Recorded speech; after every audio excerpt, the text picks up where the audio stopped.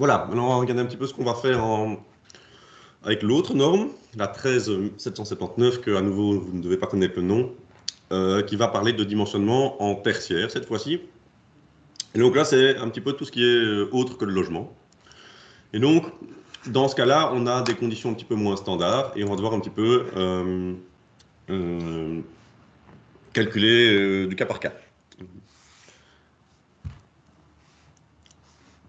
Alors, ce petit rappel de nouveau, j'insiste dessus, même si c'est les normes versus réglementation.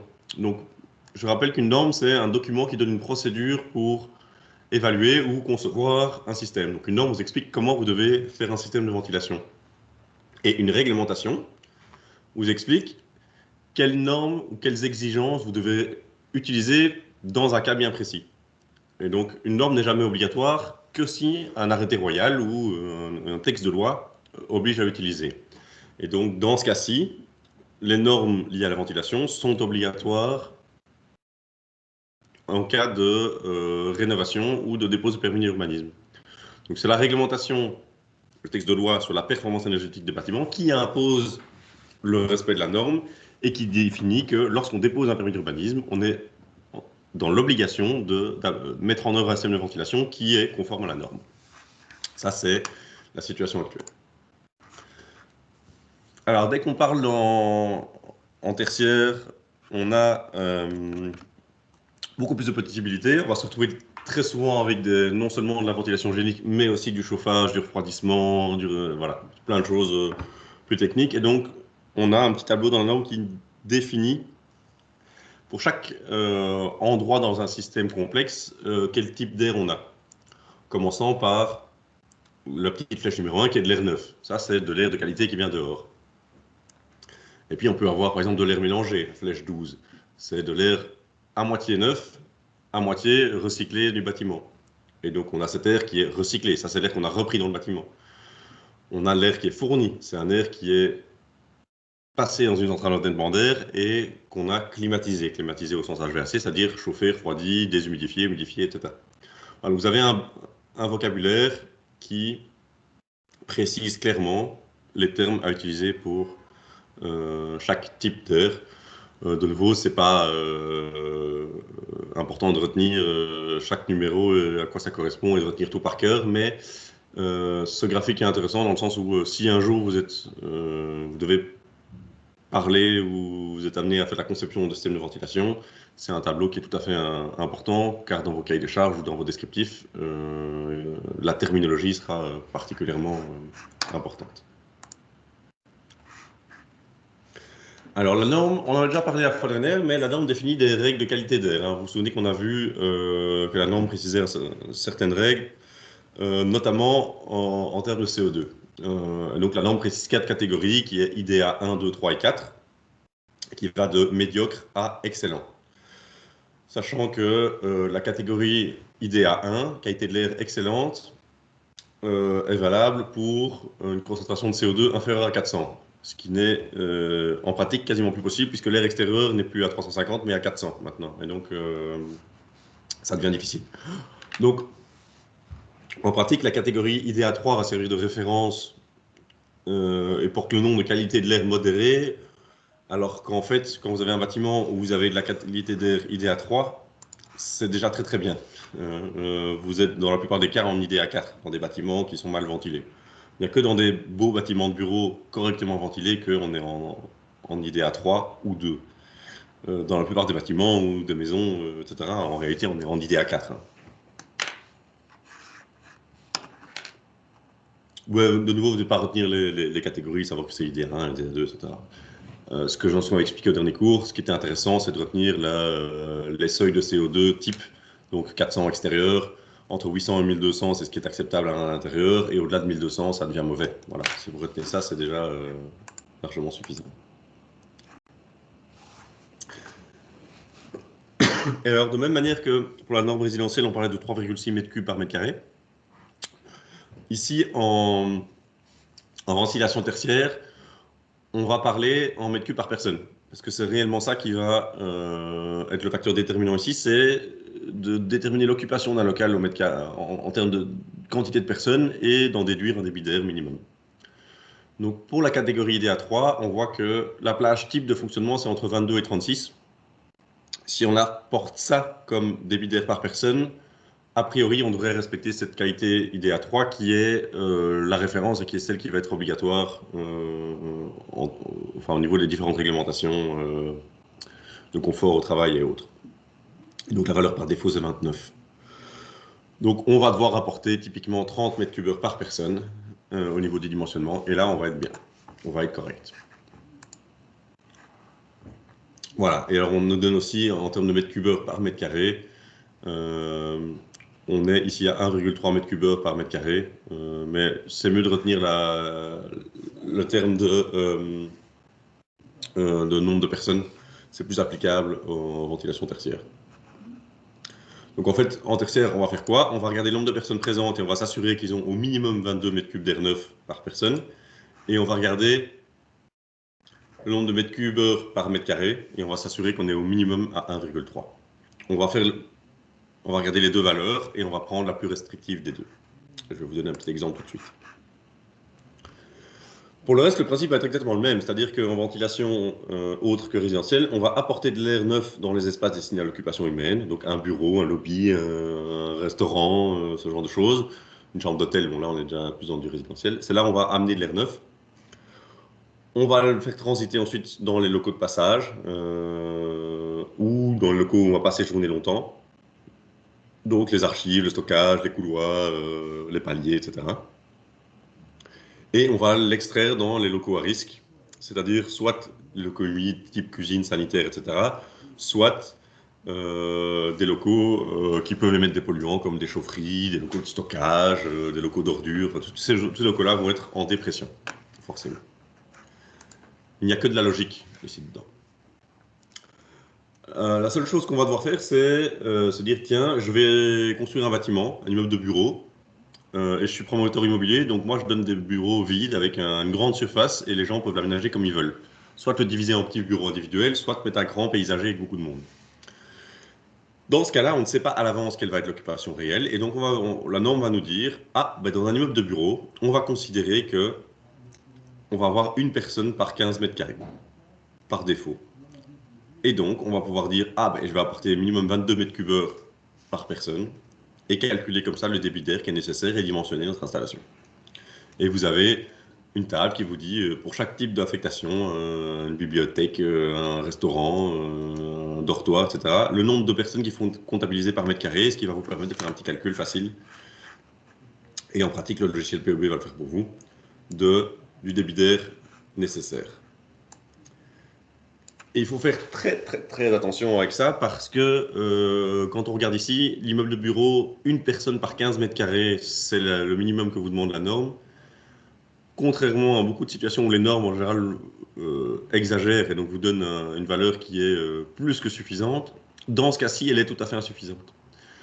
Donc si vous allez visiter des futurs employeurs plus tard, vous allez vous rendre compte que la mode maintenant, c'est faire des open space et mettre des petits bureaux de 1 mètre carré par personne avec un petit espace autour pour circuler. En gros, on va respecter le minimum légal et le minimum légal, c'est 4 mètres carrés par personne plus ou moins. Je ne vais pas rentrer dans trop les détails, mais donc on a certains cas où on n'a pas 15 mètres carrés par personne, mais plutôt 4. La moyenne dans les années 80-90, c'était 10, et maintenant elle est en train de tendre vers plutôt 5 que 15. Donc si vous dimensionnez votre espace suivant la norme, vous allez avoir un tiers de l'air qui est potentiellement nécessaire pour une entreprise qui voudrait maximiser le nombre de personnes par surface. Et donc vous allez sous-dimensionner totalement votre installation.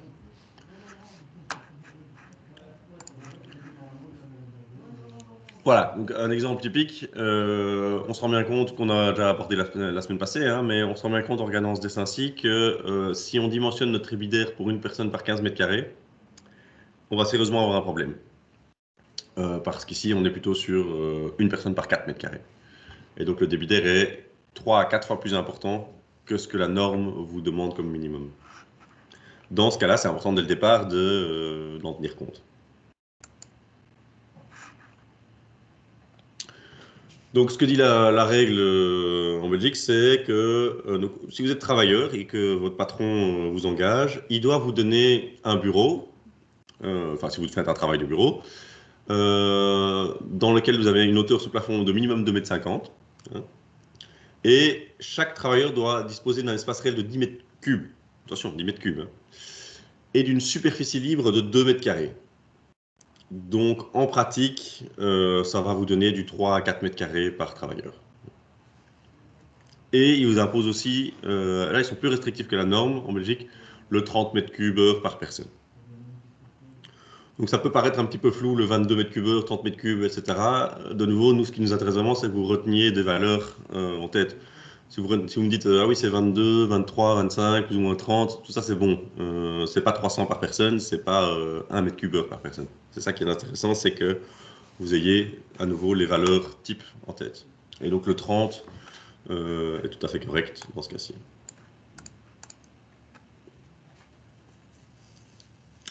Donc, ce débit d'air qu'on va calculer, c'est évidemment que de l'air neuf. Hein. Si le plateau doit être chauffé ou refroidi, on va pouvoir, et qu'on a par exemple du 4 volumes par heure au lieu du 1,5 pour la ventilation hygiénique, il faut qu'on ait au minimum le débit hygiénique des 30 mètres cubes heure par personne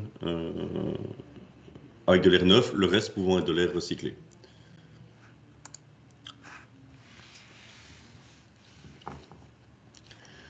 Alors, comment on va faire en tertiaire? C'est un peu comme en résidentiel. En résidentiel, on avait le 3,6 mètres cubes par mètre carré avec un minimum et maximum. Ici, on va se dire, on va regarder destiné à l'occupation humaine.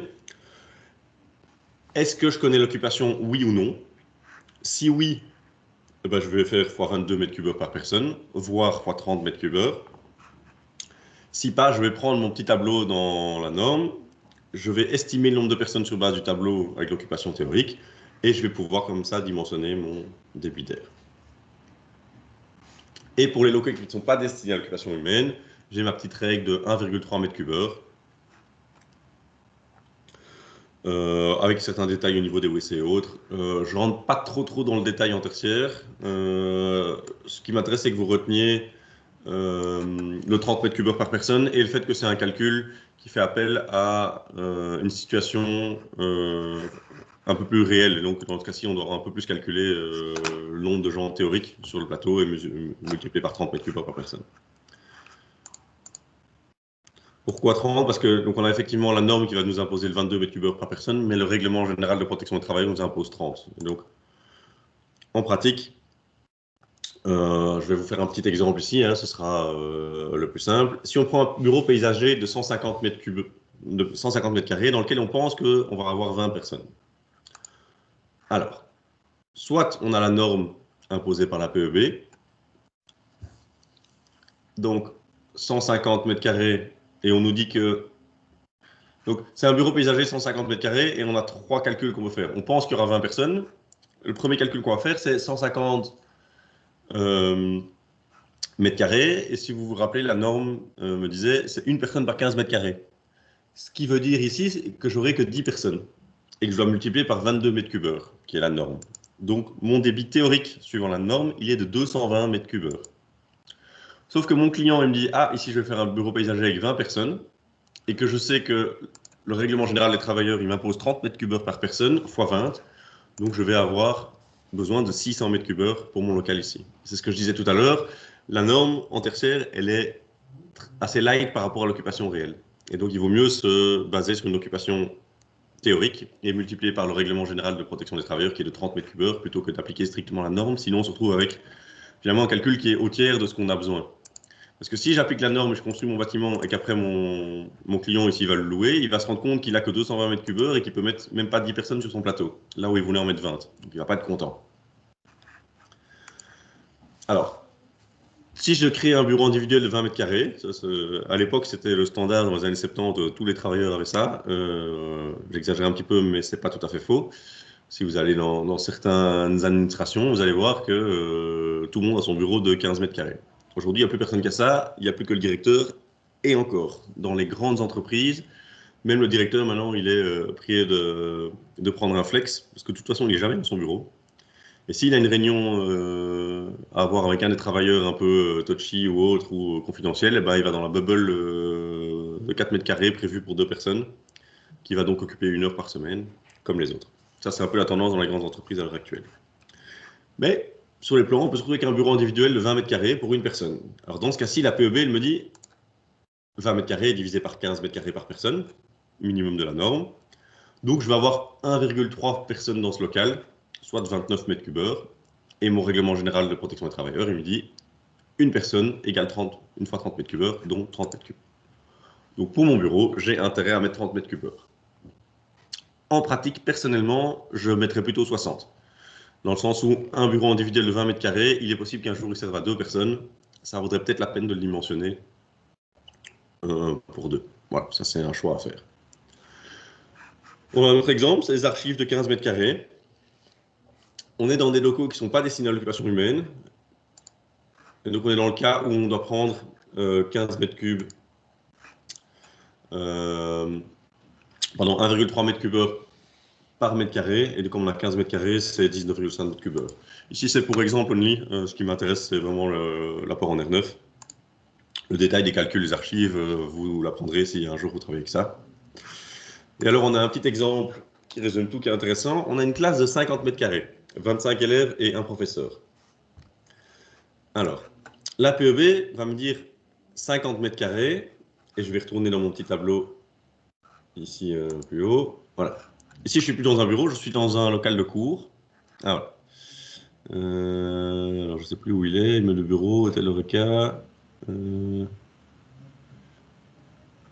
il n'est pas dedans. Mais j'ai dû couper le tableau parce qu'il fait plusieurs pages. Ah, mais j'ai justement pas cet exemple-là. Bon, mais en fait, la norme me dit que pour un local de cours, c'est 4 mètres carrés par personne. Donc, comme mon local de cours il fait 50 mètres carrés, on va considérer qu'on peut mettre 13 personnes dedans fois 22 mètres cubes heure. Ça veut donc dire 550 mètres cubes heure. Enfin, 13 personnes à 22, non, c'est pas un peu plus.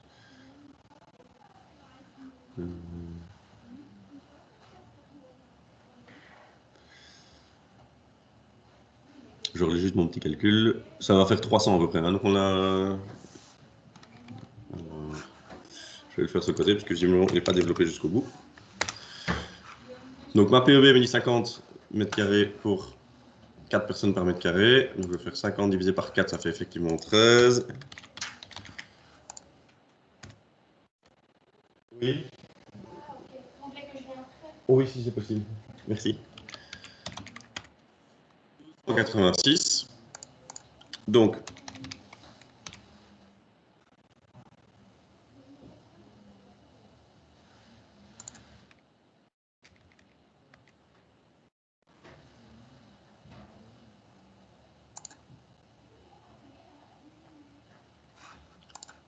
voilà. Donc, au niveau purement PEB, j'avais 50 mètres carrés de local, divisé par 4 mètres carrés par personne, 13 personnes, soit 286 mètres cubes heure.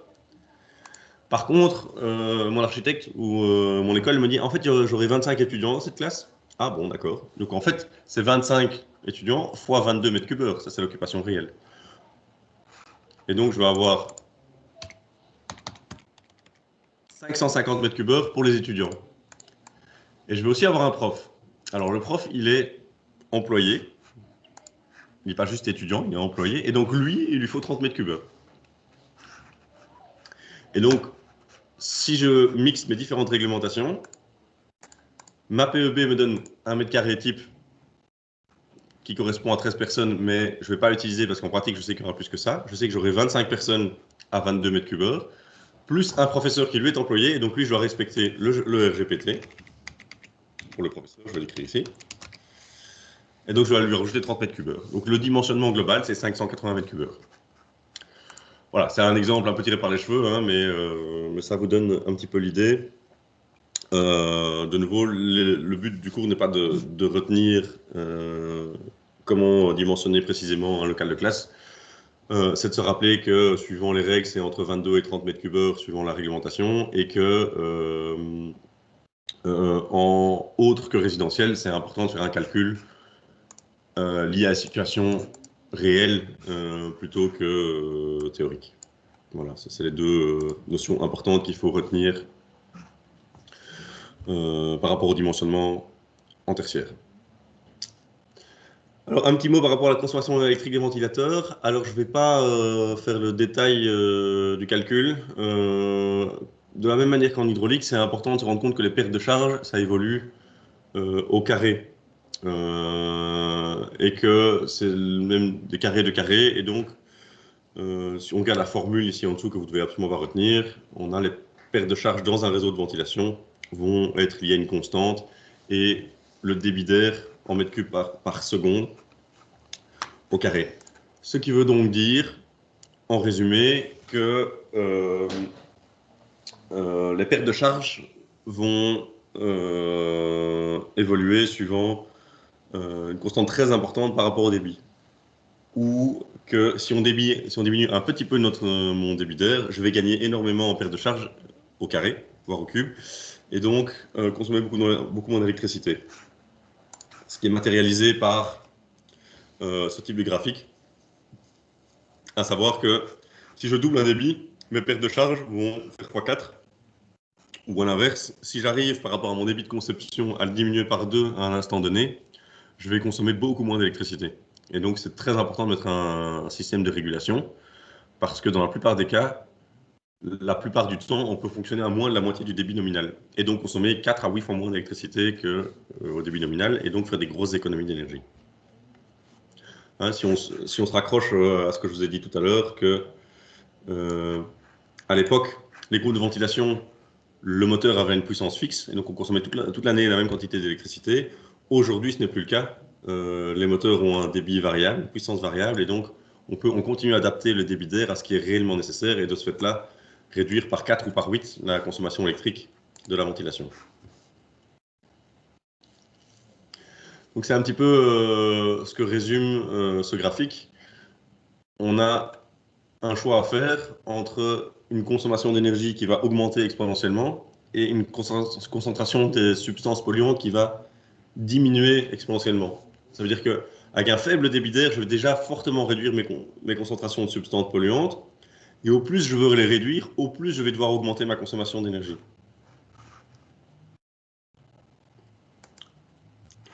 Et pour matérialiser ça, on va revenir à une ventilation double flux dans une maison.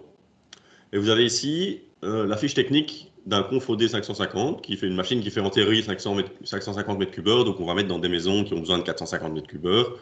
C'est déjà des maisons qui ont 3 chambres, 2 salles de bain, une belle maison.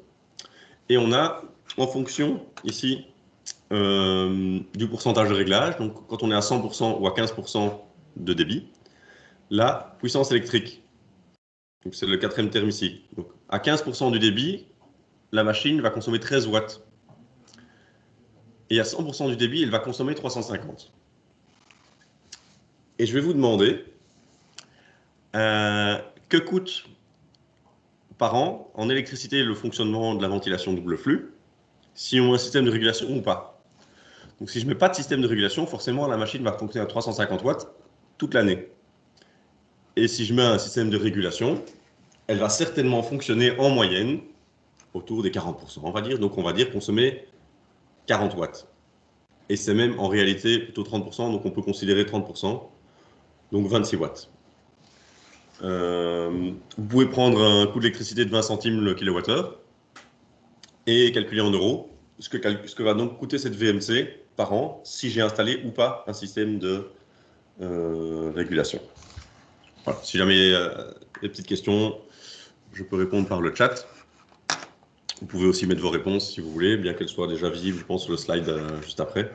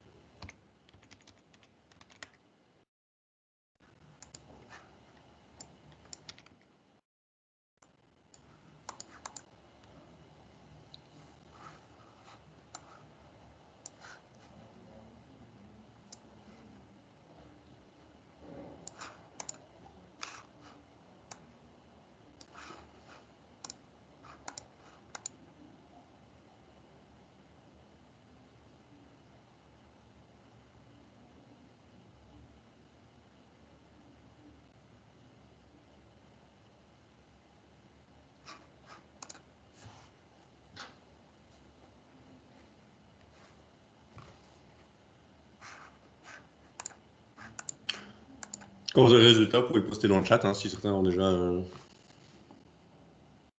finalisé. Normalement, ça va relativement vite. Donc moi, j'ai calculé à 20 centimes l'électricité. Après, en Wallonie, c'est même un petit peu plus. Enfin, en choisissant un bon fournisseur à Bruxelles, vous pouvez encore vous en sortir à 20 centimes, je pense.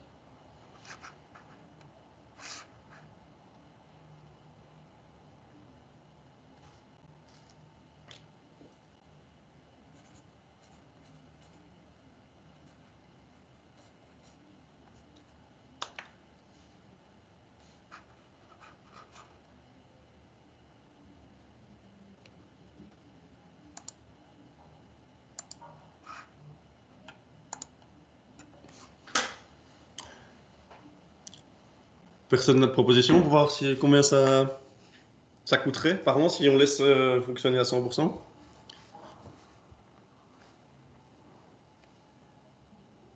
priori, si vous multipliez simplement le nombre de watts par le nombre d'heures par an, vous aurez les kilowattheures et multiplié par 20 centimes. Donc le calcul est relativement simple à faire normalement.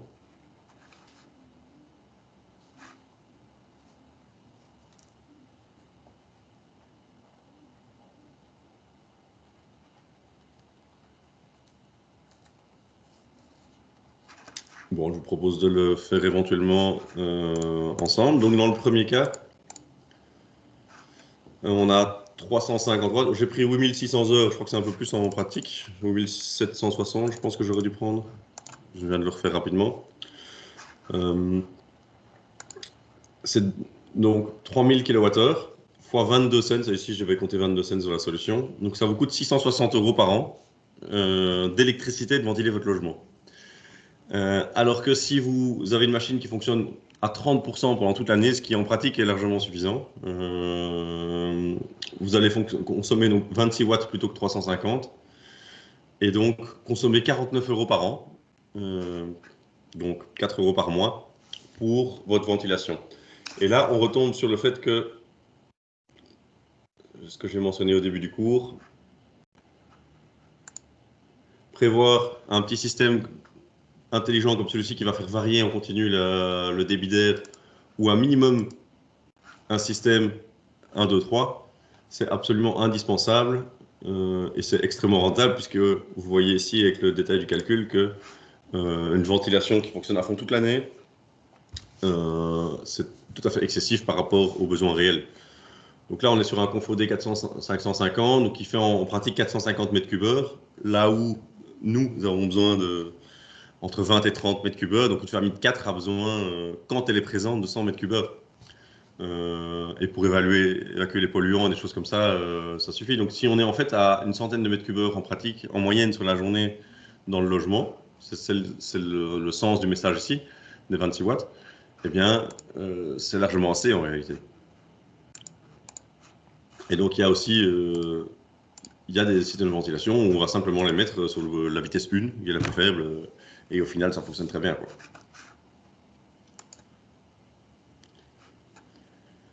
Alors, il me reste à aborder aujourd'hui un sujet, c'est sur l'entretien de l'installation. Où on voit ici un petit graphique pour illustrer ça, c'est que comme dans tout système de ventilation, normalement vous allez retrouver des filtres dès que vous avez du double flux. Et ces filtres ils vont se encrasser, donc générer des paires de charges supplémentaires, et à un moment donné, il faudra les remplacer. Alors en résidentiel, on a justement un petit tableau très intéressant qui va nous dire ce qu'il faut faire et quand. Donc, suivant le type de. Donc, ce tableau aussi est de nouveau issu de la note d'information technique, hein, la 258, du CSTC dont je parle depuis le début, en fait. Et vous avez tous les éléments de votre système de ventilation en fonction du système, qu'il soit A, B, C ou D. Bon, en pratique, c'est le C et le D on va retrouver le plus fréquemment. Et on a des recommandations. Alors, comme toujours dans les recommandations, c'est un peu comme dans votre voiture ou comme dans n'importe quel système, les recommandations d'entretien, il n'y a pas grand monde qui les suit. Mais si vous faites déjà la moitié ou le quart de ce qui est demandé, c'est déjà pas mal. Donc, les bouches de pulsion, il est recommandé de les inspecter tous les 3 mois et les nettoyer une fois par an. Bon, en pratique, si on les nettoie une fois par an, c'est déjà très bien. Il y a beaucoup de gens qui les nettoient absolument jamais. Les prises d'air, il faut les surveiller tous les 3 mois et les nettoyer une fois par an. Ça, c'est important, nettoyer les prises d'air une fois par an. C'est pour ça qu'idéalement, elles doivent être accessibles. Si elles sont en toiture, elles sont juste jamais nettoyées. Les filtres, important, fréquence d'inspection 1 mois. Bon, en pratique, tous les 3 mois, il faut les nettoyer, ça c'est bien. Et une fois par an, il faut les changer. La plupart des gens qui font ça bien, ils vont les regarder 1, 2, 3 fois par an, les aspirer, et une fois tous les 2, 3 ans, ils vont les changer. Mais c'est vraiment le maximum acceptable. On ne peut pas se permettre d'avoir un système de ventilation résidentiel, je parle, des filtres qui sont changés au-delà de 2 à 3 ans et nettoyés tous les 6 mois. Ça, c'est vraiment le maximum. Dans les bureaux et dans les systèmes plus complexes, les filtres, on les change minimum une fois par an et souvent deux.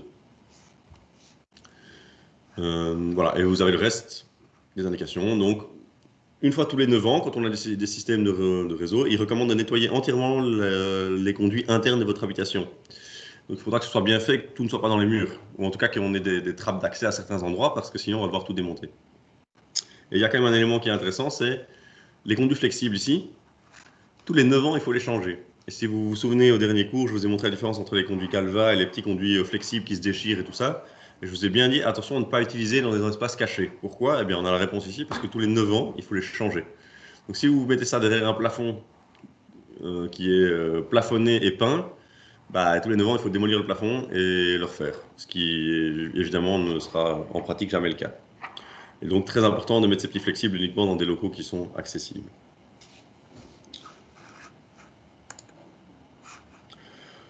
Voilà. Pour terminer, un petit exercice pratique qui est le type de l'examen. Bon, en pratique, c'est un peu plus facile que ça, peut-être à l'examen, mais c'est un peu le genre de questions qu'on peut poser et qui résume un petit peu les 2 derniers cours. Donc, on va le faire maintenant ensemble.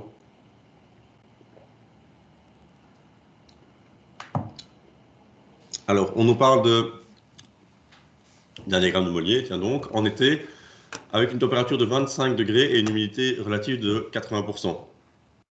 Donc, vous pouvez faire l'exercice chez vous. C'est difficile, un peu plus difficile en Teams, puisque je vais peut-être. Normalement, je montre au tableau, mais on va pas le faire dans ce cas-ci. Donc, si on retrouve en ordonnée sur mon graphique le 25 degrés, on va monter jusqu'à croiser la courbe psi égale 80%, donc qui est quasiment tout en haut. On ne voit pas le 80% d'ailleurs, on voit juste le 70 qui est à moitié caché. Et ça, c'est le point d'entrée d'air sur mon diagramme de Mollier. Et je vous demande quelle est la température bulbe humide de l'air extérieur. Alors, si vous vous souvenez ce que j'avais expliqué au cours précédent, la température bulbe humide, ça permettrait de calculer la température équivalente à saturation d'humidité. Et donc, on mesurait ça à l'époque, ce qui permettait de déduire indirectement le taux d'humidité dans l'air. Donc, ici, en partant du point 25 degrés, 80% d'humidité et en suivant la ligne qui va me rapprocher du taux de saturation à 100%, je vais me retrouver aux alentours des 23 degrés. Si je calcule bien sur mon graphe. Donc là, 24 peut-être, 23,5.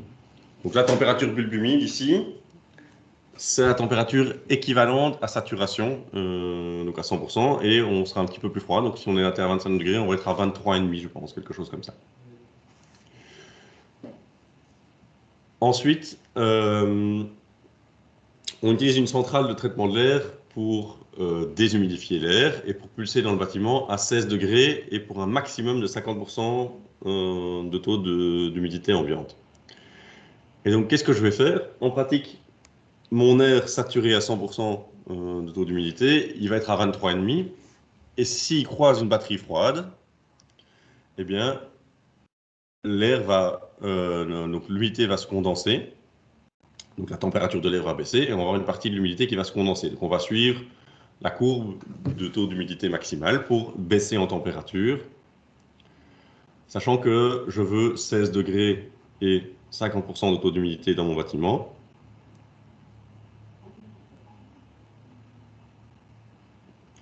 Donc si je me mets sur mon diagramme de Mollier au niveau de 16 degrés et 50% de taux d'humidité, je dois aller voir latéralement à gauche. C'est un petit peu compliqué à expliquer comme ça. Je propose que pour le prochain cours, enfin, vous essayez de refaire ça chez vous. Et pour le prochain cours, je vais vous donner la solution. Enfin, je vais l'imprimer, je vais le faire sur papier et je vais vous le donner en. Je donnerai la solution imprimée, comme ça sera plus clair. Mais on va voir que je vais être obligé de refroidir mon air jusqu'à une température type de 5 degrés pour le remettre dans mon bâtiment à 16 degrés avec un maximum de 50% de taux d'humidité. Donc je vous montrerai le trajet, vous pouvez le faire chez vous, mais je vous montrerai le trajet, la solution au début du cours prochain. Et donc on va faire le trajet finalement de l'air sur le diagramme de Mollier. Et alors indiquer la zone de confort thermique, ça je vous l'avais montré la fois dernière, on se trouvait dans les 20 à 25 degrés avec un taux d'humidité entre 30 et 70, idéalement 40-60%. Donc c'est une zone sur le graphique qu'il suffit d'entourer. Voilà pour aujourd'hui, c'est à peu près tout ce que j'avais voulu voir. Donc cet exercice-là, je vais le remettre au cours pour la semaine prochaine et on commencera par l'expliquer avec la solution, on va dire imprimée, que je peux partager à l'écran. Comme ça, ce sera plus facile que de guider par Teams. Je vous souhaite une bonne fin de journée. C'est un cours un petit peu plus court aujourd'hui. Et voilà, s'il y a des questions, je reste encore un petit peu disponible par le chat si nécessaire. Et je vais